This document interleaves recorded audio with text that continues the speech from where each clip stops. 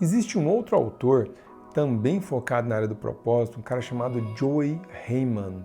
Ele lançou um livro pela editora HSM em 2017 e esse livro dele é muito bom, muito interessante, e ele traz lá uma matriz, um diagrama que foi criado pela empresa dele, pela empresa de consultoria dele, que é a Bright House. Eles criaram a elipse da Bright House, que é esse diagrama aqui que eu vou te mostrar agora.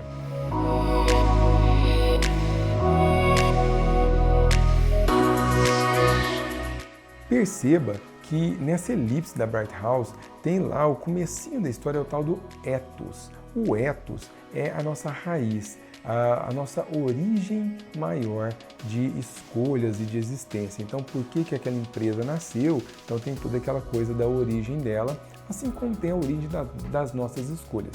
Se a gente olhar para a elipse da Bright House e pensar nessa elipse e nesses itens que ela trabalha, olhar para esse ethos, qual é o ethos da nossa escolha, qual é a raiz das nossas escolhas profissionais, concorda? E uma coisa legal que o Heyman fala é que, ao longo do tempo, as empresas e as organizações podem se perder diante de várias distrações que o mercado traz para elas. Desafios variados, questões mercadológicas mais difíceis, mais complexas que vão acontecendo. Então o Heyman fala que ao longo do tempo acontece muito, que é comum de acontecer, das empresas se perderem da sua versão original, do seu ethos. E aí é que ela precisa fazer uma busca para poder reencontrar o seu propósito.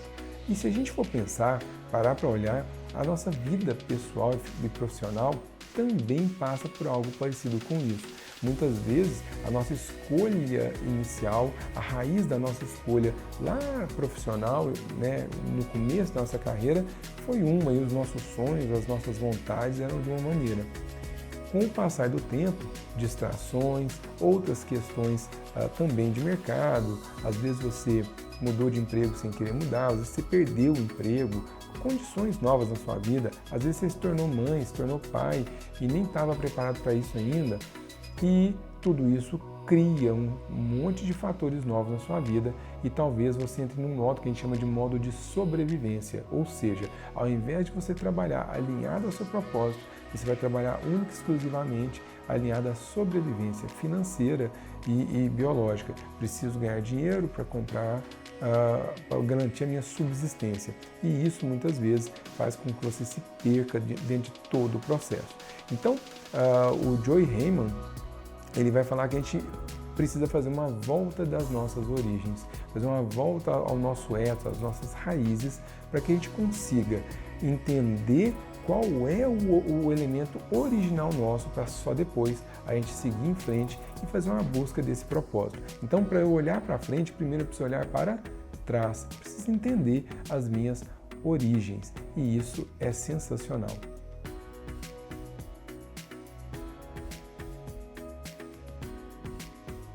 Ainda pensando na ideia do Heyman, se a gente pegar o diagrama da Bright House, né, a elipse da Bright House, e fizer uma sobreposição com o Golden Circle, consegue encontrar mais ou menos ali como que as coisas estão alocadas. Qual é o raciocínio do Simon e qual é o raciocínio do Joy Heyman.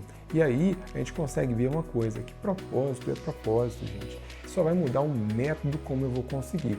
O método do Simon tem 3 passos, lá do Golden Circle, as 3 elipses, why, how e what, ou seja, as 3 etapas que eu tenho que seguir de dentro para fora.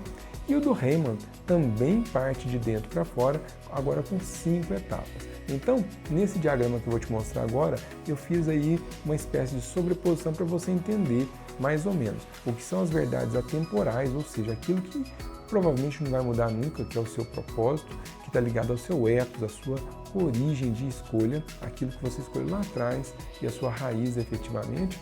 E depois você vai ter outras questões que o seu como e o que, eles vão mudando de acordo com as estratégias e táticas que você precisar adotar ao longo da sua carreira. Mas é importante entender que o nosso propósito, uma vez que a gente encontra, ele entende, dificilmente a gente vai mudar o nosso propósito, tá?